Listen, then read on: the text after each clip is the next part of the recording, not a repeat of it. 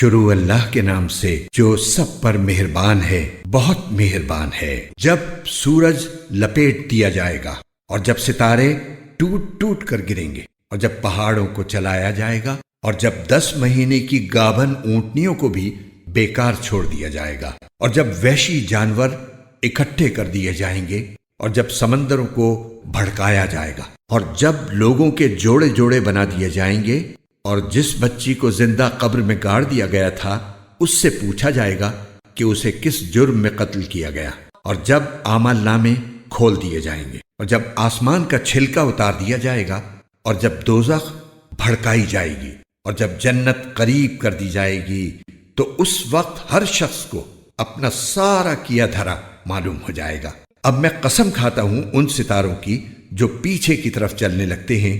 جو چلتے چلتے دبک جاتے ہیں، اور قسم کھاتا ہوں رات کی جب وہ رخصت ہو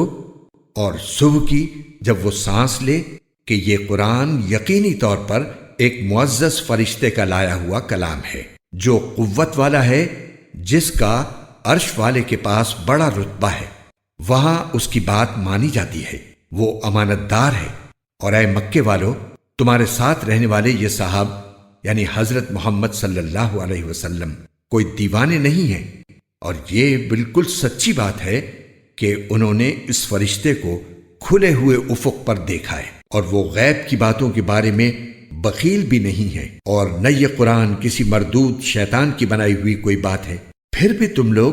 کدھر چلے جا رہے ہو؟ یہ تو دنیا جہان کے لوگوں کے لیے ایک نصیحت ہے، تم میں سے ہر اس شخص کے لیے جو سیدھا سیدھا رہنا چاہے، اور تم چاہو گے نہیں